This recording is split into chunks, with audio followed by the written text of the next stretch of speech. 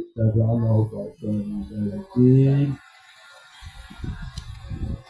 ثم إلى رجل المؤمنين والمسلمين فلله لهم الفاتحة. أعوذ بالله من الشيطان الرجيم. بسم الله الرحمن الرحيم.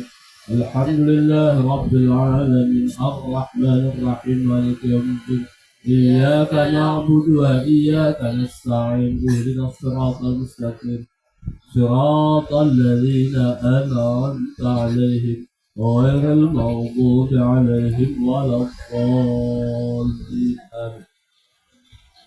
بسم الله الرحمن الرحيم. الحمد لله رب العالمين والصلاة والسلام على أشرف الأنبياء والمرسلين وعلى آله وصحبه أجمعين. سبحانك لا علم لنا إلا ما علمتنا إنك أنت العليم الحكيم.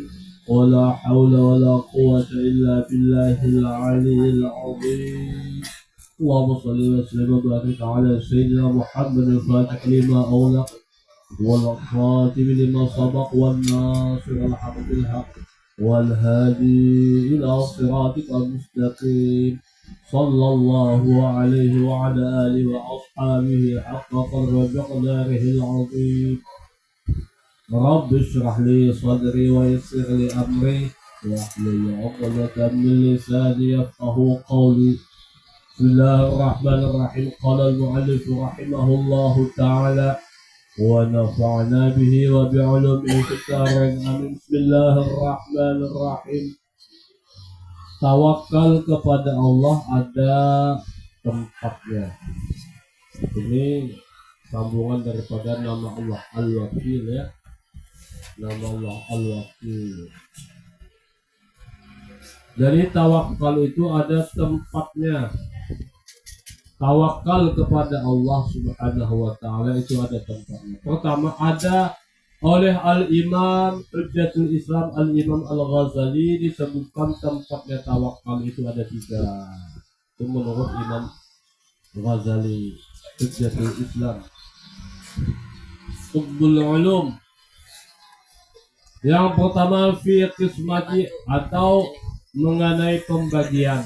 Menurut Imam Ghazali yang pertama tempatnya tawakal kepada Allah Subhanahu wa taala itu adalah fil qismati atau mengenai pembagian, yaitu percaya bahwa yang telah dibagikan Allah Subhanahu wa taala kepada kita pasti akan sampai ya.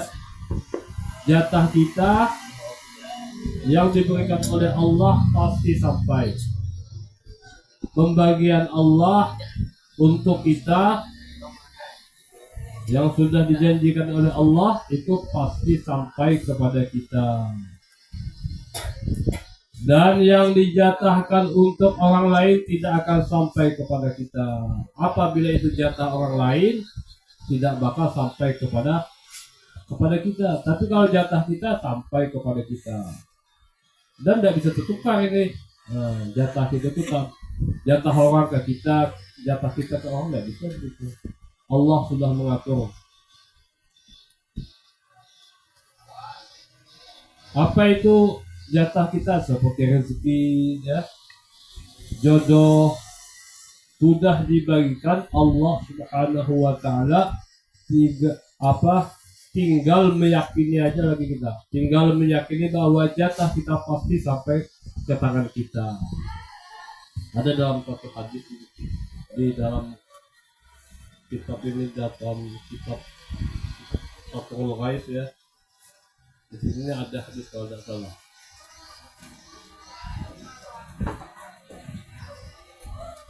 Kalau artinya itu kira-kira sebelum Allah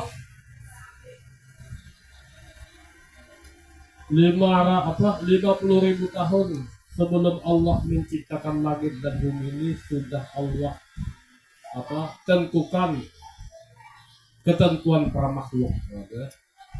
Ada yang mengatakan 5 riwayat lain 5.000 tahun sebelum Allah menciptakan langit dan bumi atau alam semesta ini.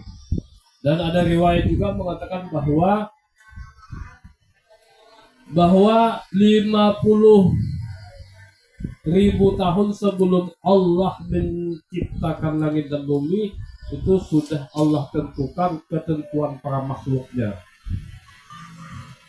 Amalah dari jatah kita tidak akan tertukar dengan jatah orang lain.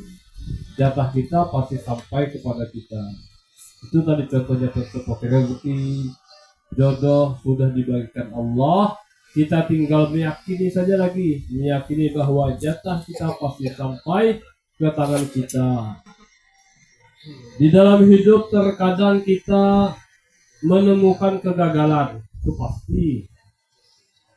Jarang orang tak ada gagalnya. Pasti ada satu atau dua kali dalam bidang apakah, baik dalam bidang pendidikan atau dalam bidang kerja, bidang apa gitu, bisnis jatuh. Kalau orang ini kalau dalam bisnis itu jatuh banget itu biasa katanya. Itu kegagalan itu mesti ada. Agar tidak larut di dalam kesedihan, kita mesti menanamkan keyakinan bahwa sesuatu yang sudah dibagikan dan dijatuhkan oleh Allah Subhanahu wa Ta'ala pasti akan sampai, namun hanya menunggu waktu. Pasti sampai. Kapan waktunya? Tidak tahu. Jatah kita itu kapan sampainya, tapi sudah ditentukan oleh Allah. Tapi kita tidak tahu sampainya kapan, apa besok, apa 1 bulan lagi, atau setahun lagi, ya. Pasti sampai, namun hanya menunggu waktu saja. Dan yang tidak dijatahkan oleh Allah Subhanahu wa Ta'ala tidak akan jatuh kepada kita sekalipun kita telah bersusah payah untuk mendapatkannya. Ini bukan jatah kita, tapi kita kejar tuh. Dan akan bakal sampai kepada tangan kita atau kepada diri kita. Itu yang pertama, yaitu mati atau mengenai pembagian dari pembagian Allah kepada kita dan begitu. Yang kedua, fin nusrah atau pertolongan. Nah, ini penting nih. Firman Allah Subhanahu wa Ta'ala, in tansurullaha yansurukum. Jika engkau menolong agama Allah Subhanahu wa Ta'ala, pasti Allah akan menolong agama engkau. Barang siapa yang menolong agama Allah pasti menolong agama apa? Jika engkau menolong agama Allah Subhanahu wa Ta'ala, pasti Allah akan menolong engkau, ya. Banyaklah menolong agama Allah, membangun masjid, pesantren, sama ini menolong majelis taklim, menolong ilmu. Salah satu orang yang tidak dihisab oleh Allah di akhirat itu orang penuntut ilmu. Nanti keluar umpama dari sini, niat di mana menuntut ilmu lagi supaya tidak putus. Karena orang yang menuntut ilmu itu tidak akan dihisab ya oleh Allah. In tansurullaha yansurkum. Jika engkau menolong agama Allah Subhanahu wa Ta'ala, pasti Allah akan menolong engkau. Jangan segan-segan membantu orang lain atau seseorang, atau sekurang-kurangnya perlu kepada kita, atau ada seseorang yang perlu kepada kita dan kita tolong orang itu menurut kemampuan kita, berarti kita telah menolong Allah Subhanahu wa Ta'ala. Sama itu, ada seseorang itu perlu atau butuh pertolongan kepada kita, kita tolong, maka itu sama berarti telah menolong Allah Subhanahu wa Ta'ala. Dan jika kita telah menolong Allah Subhanahu wa Ta'ala, serahkan urusan itu kepada Allah. Kalau kita sudah tolong orang tadi, itu otomatis menolong Allah. Kalau sudah begitu, bagaimana? Serahkan urusan itu kepada Allah Subhanahu wa Ta'ala. Pasti Allah akan menolongnya. Sudah kita tolong seseorang yang butuh kepada kita, kita tolong. Nanti Allah akan menolong. Dan itu pun juga kita harus serahkan kepada Allah. Kalau kita menolong agama Allah Subhanahu wa Ta'ala, kita sudah punya keyakinan bahwa kita akan tolong Allah. Ya, kalau kita menolong agama Allah Subhanahu wa taala, kita sudah punya keyakinan bahwa kita akan akan ditolong oleh Allah Subhanahu wa taala. Dan menolong agama Allah bukan hanya terbatas pada pembangunan masjid, atau membangun pesantren, atau membangun madrasah, atau menuntut ilmu yang tadi disebutkannya berjihad fi sabilillah saja. Tetapi apabila kita menjalankan apa-apa yang diperintahkan oleh Allah, berarti kita telah menolong agama Allah. Ya, orang itu menolong apa tadi, fin nusrah tadi, orang yang menolong pada pertolongan tadi itu bukan terbatas kepada membangun masjid, membangun pondok pesantren, berjihad fi sabilillah. Kita pun menjalankan apa-apa yang diperintahkan oleh Allah Subhanahu wa taala itu, kita itu termasuk orang yang menolong agama Allah. Yang ketiga, fir rizqi wal hifzi, atau pada rezeki dan pemeliharaan. Tawakal kepada rezeki dan pemeliharaan. Hadis Nabi Muhammad sallallahu alaihi wa alihi wasallam, lan tamuta nafsun hatta tastakbila rizqaha wa ajmilu fit talabi. Tidak akan mati seseorang sehingga ia menghabiskan rezekinya, maka baguskanlah di dalam mencari rezeki. Dalam hadis ya, tidak akan mati seseorang itu sehingga ia menghabiskan rezekinya, maka baguskanlah mencari rezeki. Jangan khawatir dan takut kehabisan rezeki, dan jangan sampai agama dikorbankan demi menuntut rezeki. Jangan sampai kita, istilah orang apa, menjual agama. Itu namanya tidak bagus dalam mencari rezeki. Karena bagi setiap orang yang hidup, rezekinya sudah dijamin Allah. Sampai usaha berapa ia akan mati, sampai usia berapa ia akan mati, sudah dijamin oleh Allah rezekinya.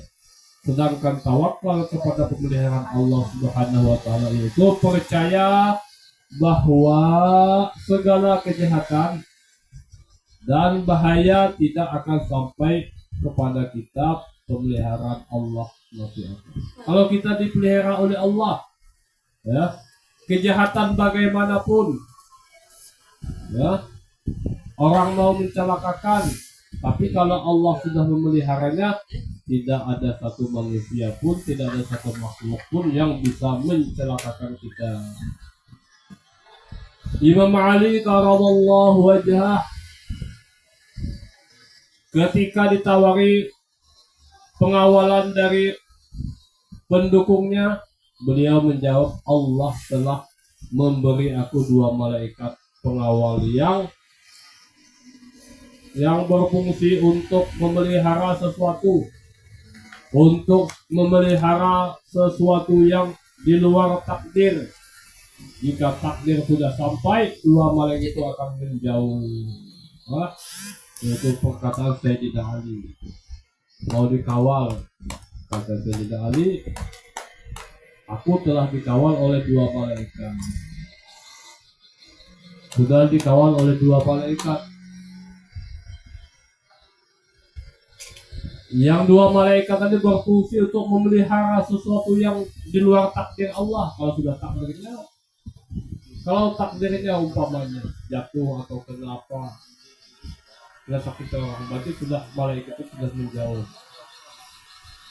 Jadi takdirnya sudah sampai, 2 malaikat itu akan menjauh. Kalau sudah sampai takdirnya, tawakal kepada pemeliharaan Allah Subhanahu wa taala. Tawakal pemeliharaan Allah Subhanahu bukan hanya pada diri kita, tetapi juga pada apa-apa yang kita sayangi, seperti anak, istri, dan harta. Ya, itu tawakal dalam pemeliharaan, bukan hanya terhadap diri kita pribadi, juga kepada pemeliharaan kepada anak kita, umpamanya punya anak, kepada istri yang punya istri. Ya, dan kepada hartanya juga ditolong oleh Allah, dipelihara oleh Allah Subhanahu wa taala. Inilah keimanan kita kepada Al-Wakil. Nama Allah Al-Wakil akan membuahkan tawakal kepada Allah dalam segala perkara. Akan tetapi kalau urusan mati atau akhirat, jangan bertawakal. Boleh kalau urusan mati atau akhirat, biarlah tawakal dan sembahyang waktu neraka lah. Ya, dan sembahyang aku tak sedekah dan sembahyang harta aku bahagia untuk aku tak bahagia lah. Serah Tuhan lah, saudara kita lah katanya. Itu orangnya bungo tuh ya.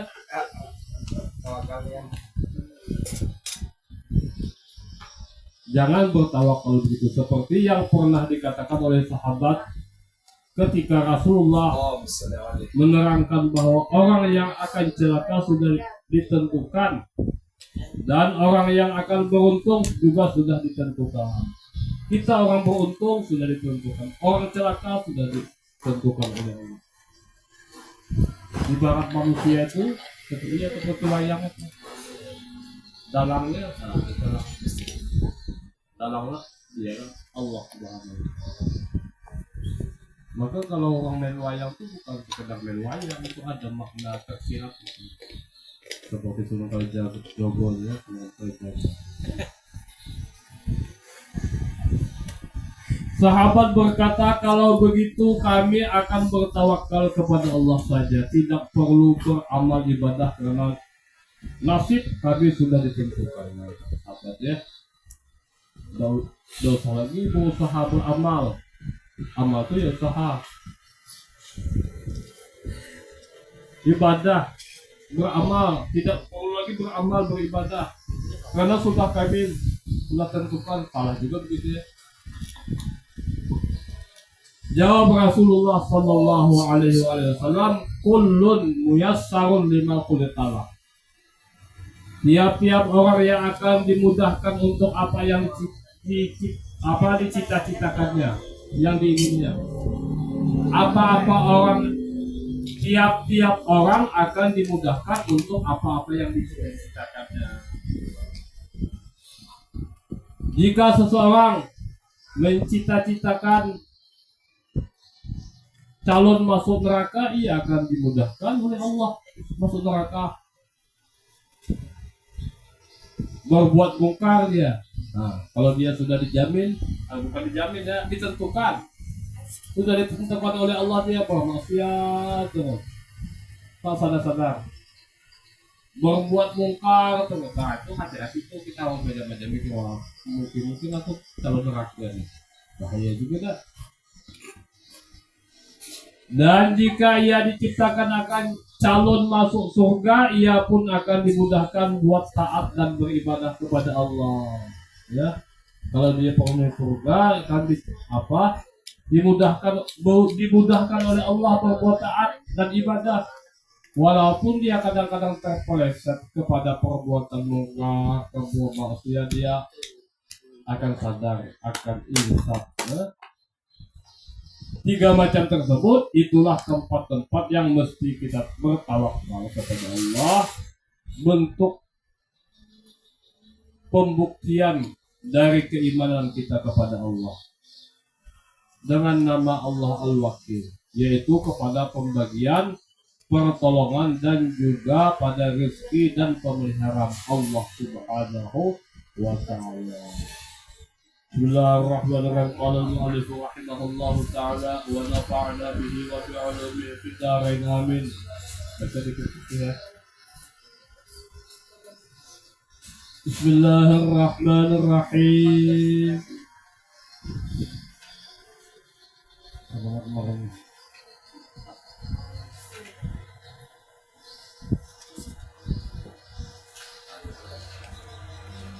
Lanjut ya.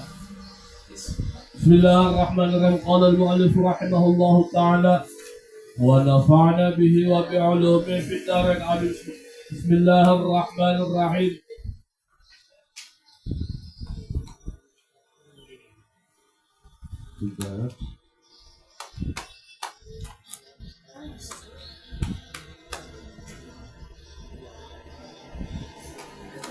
Apa syarat air yang sah bersuci dengan dia, yaitu 3 perkara. Sebagaimana kita ketahui daripada air bermacam-macam masalah air tersebut. Pertama, bahwa tiada ada air mutanajis dengan keduanya, dengan rupanya. Bahwa tidak ada air mustakmal dengan keduanya. Itu ya airnya. Air yang sah untuk bersuci. Air itu tidak mutanajis. Mutanajis itu artinya terkena najis, atau mustakmal, atau yang sudah kena terpakai.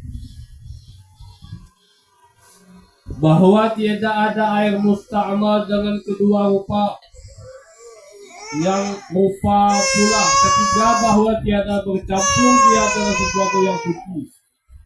Kalau bercampur dengan suci berubah, bisa dia yang mengubahkan dia akan sifat air.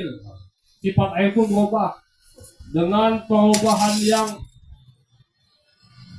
menukarkan akan nama air mutlak. Air itu berubah dia karena sifat airnya berubah. Asalnya air mutlak karena kejatuhan sesuatu, jadi dia berubah daripada sifatnya tadi. Berapa syarat makruh menggunakan air yang tercampur panas matahari. Karena matahari ya, air itu kena terik matahari. Makruh, tapi ada syaratnya. Pertama, keadaan air itu pada negeri yang panas.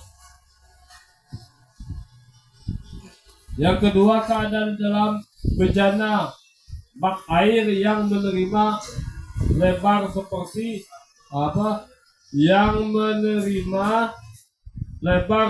besi dan tembaga, selain daripada emas, bejana emas dan perak. Yang ketiga, keadaannya digunakan pada badan ketika seseorang sedang panas. Yang selanjutnya, berapa sifat air mutlak tadi itu? Air mutlak ada 3 sifatnya. Pertama, rasanya. Kedua, warnanya. Dan ketiga, baunya. Kalau ada airnya cukup 2 kulah, itu kita perhatikan. Kalau kurang daripada 2 kulah, kita perhatikan juga sifatnya. Sifat air itu kita perhatikan, rasanya dan warnanya. Apabila dikata air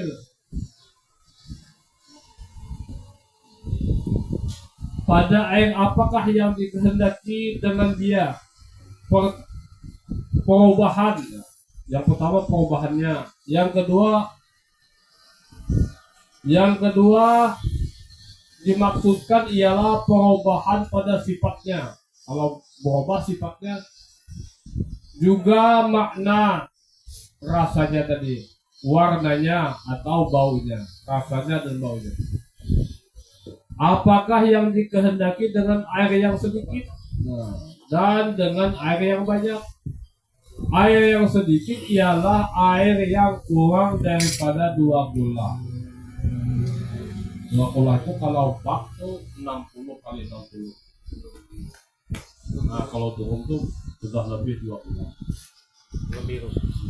Tapi nanti kalau kita ngambil itu air yang itu dari drum tadi tuh, kalau sudah kurang daripada 2 kulah, separuh sudah kita pakai, kita hati-hati. Kalau buruk jangan dekat-dekat itu, takutkan kecipratan air tadi ke situ tuh, itu bisa mustakmal dan bisa lagi digunakan untuk wudu, mandi wajib, untuk cuci pakaian, dan itu lagi. Bagaimana caranya? Tambah ya, sepenuh lagi, isi lagi selang atau air apa tuh, pam sekarang. Jangankan begitu, air ini ember banyak sebenarnya, berapa, ada 100 atau 50 ya, mustakmal semuanya itu air tuh. Tapi kita tampung di apa tadi namanya, drum biru, pas 2 kulah, boleh pula. Tapi kalau satu-satu tadi itu kalau mustakmal tersebut tuh 1 M itu tidak boleh kita pakai. Caranya kita boleh pakai kita gabungkan lagi tuh. Nah, itu enaknya komputer gitu. Iya, penting 20. Itu apakah yang dikehendaki dengan air yang sedikit begitu dan dengan air yang banyak. Air yang sedikit ialah air yang kurang daripada 20 dan yang banyak itu lebih daripada 20. Bagaimana kehendak mengetahui air yang 20 itu bagaimana? Jika pada pembagian 4 persegi maka 1/4 hasta. 1/4 hasta. Kalau baku 60 kali 60 lah. Panjang apa lebar 60 ya. 60 apa namanya itu? Lebar panjang dalamnya 60 kali 60. Tapi kalau bikin bak itu udah pas-pasnya nanti kalau kurang kaya nanti. Lebih daripada 20. Ada yang mengatakan kalau liter itu 196 liter itu 20 lebih. Makanya kita harus hati-hati menggunakan itu.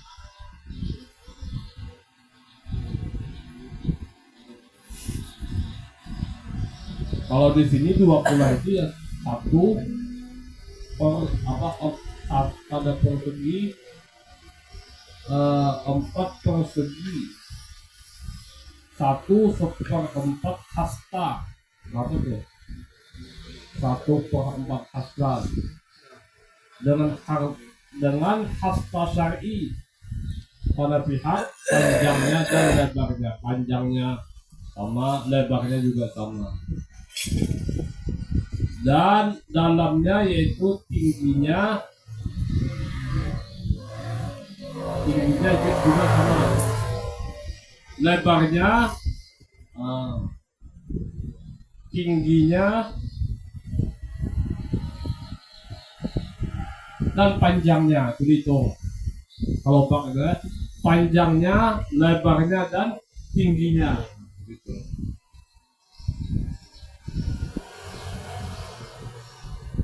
Dan inilah jadwal urutan hasta syar'i. Nanti lah ya minggu depan lagi wallahu a'lam.